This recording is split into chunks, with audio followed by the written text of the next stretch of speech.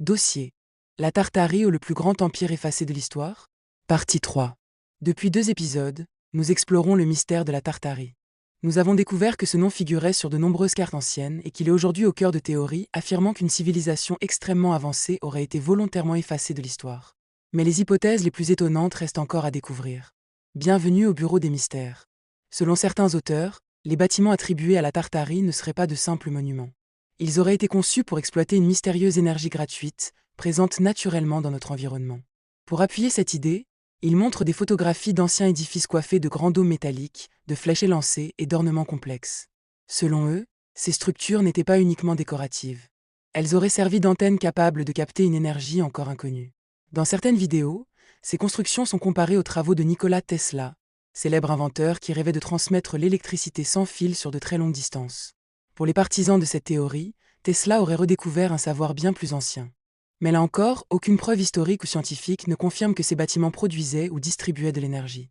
Les architectes expliquent que les dômes, les flèches et les ornements répondaient avant tout à des choix esthétiques, religieux ou techniques. Une autre théorie affirme que la Tartarie aurait disparu à la suite d'une catastrophe mondiale dont les archives auraient été volontairement supprimées. Selon certains récits, un conflit oublié ou un cataclysme aurait mis fin à cette civilisation il y a seulement quelques siècles. Les survivants auraient ensuite été assimilés aux populations voisines, tandis que les vainqueurs auraient réécrit l'histoire. Cependant, les historiens rappellent qu'aucun document contemporain ne décrit un tel événement.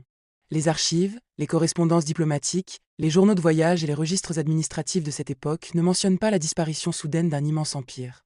Alors pourquoi cette théorie rencontre-t-elle un tel succès? Peut-être parce qu'elle rassemble plusieurs mystères bien réels.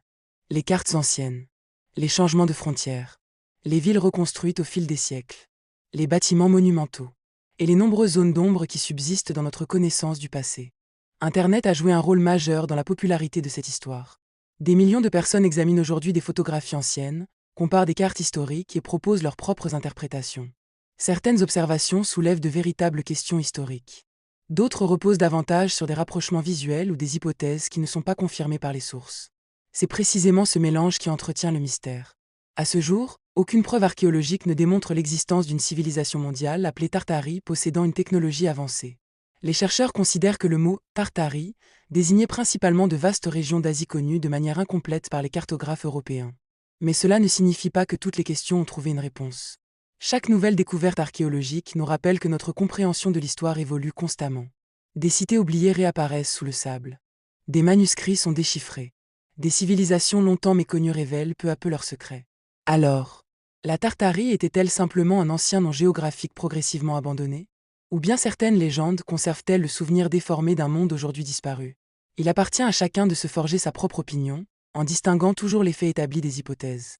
Au bureau des mystères, notre rôle n'est pas d'imposer une vérité. Il est d'explorer les énigmes, d'examiner les témoignages, de confronter les théories aux connaissances historiques, et de garder l'esprit ouvert sans jamais renoncer à l'esprit critique. Car l'histoire est parfois plus mystérieuse que la fiction. Et vous?